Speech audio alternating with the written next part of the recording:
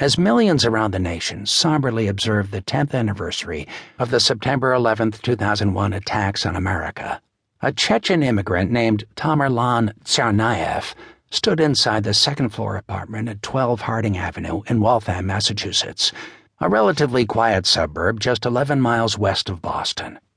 The apartment belonged to his friend Brendan Mess, a 25-year-old college graduate who had done little with the degree in professional writing he had earned from Champlain College 3 years before. Mess was a stoner who had supported himself by selling marijuana and possibly other drugs out of his apartment, a place he had been living in for less than a month and had rarely left.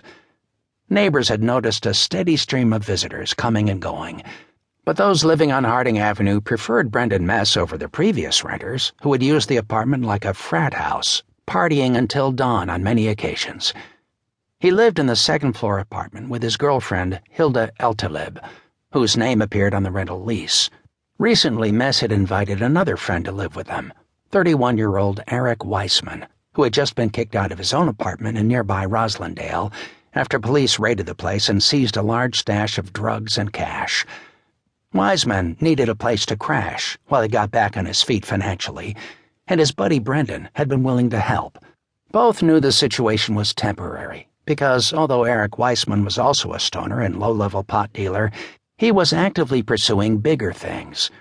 The bespectacled native of Cambridge, Massachusetts, considered himself a businessman first and foremost.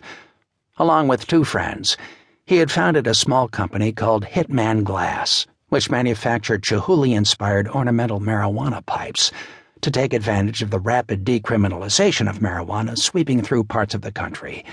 Weissman's partner had just opened a shop in the outskirts of Los Angeles, and Eric was planning to head west once his legal problems were taken care of in Massachusetts.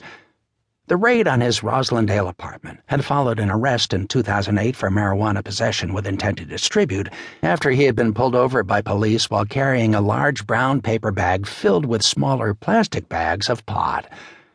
The decriminalization of pot wasn't happening fast enough for Weissman, who was also a presence within the Boston hip-hop scene. He'd even helped finance the second album for a local artist he dubbed Virtuoso. Another friend of Brendan Mess, Raphael "Raffy" Tekken, was also in the second-floor apartment that night. Tekken had graduated from Brookline High School in 1992 and prestigious Brandeis University, located right in Waltham, in 1998.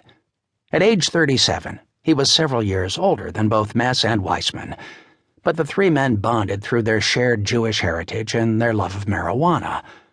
Although an athlete in high school, Tekken had set aside his passion for swimming and most other sports as he got older. He enjoyed getting high, but according to those who knew him, he had never pushed his lifestyle on others and was considered a trusted friend who wanted to help people.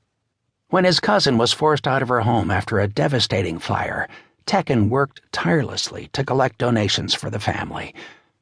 According to their friends, neither Weissman nor Tekken was capable of violence. Brendan Mess, however, was considered a skilled mixed martial artist, and in 2010 had gotten arrested for assaulting several people at a store in Cambridge. Still, the trio resembled characters from a Seth Rogen comedy more than they did real hardcore gangbangers. No one could have imagined what they were all about to face. Tamerlan Tom Tsarnaev was another friend of Brendan Mess. The two had become close after meeting at a local gym. Both were physical creatures, Tamerlan more so than Mess, who despite his martial arts prowess was deemed by some to be soft. Tamerlan, a Muslim, considered Mess to be his closest Jewish friend. Out of deference to his pal's religious beliefs, Mess even asked his girlfriend Hilda to cook only halal meat, permissible to Muslims, when Tamerlan would visit. Hilda was Muslim herself, but not the practicing kind. An African immigrant, she had refused to follow strict Muslim doctrine when she arrived in the United States. Hilda didn't pray much, nor did she wear a traditional hijab to cover her head and chest. She also drank alcohol, which drew concern from Tamerlan when he was around. "You're not doing the things Muslim women do," Tamerlan had scolded her during one visit. Hilda didn't perceive his words to be threatening. To keep listening to this audiobook, I've left you a link in the description so you can do it. at no cost thanks to Audible's 30-day free trial.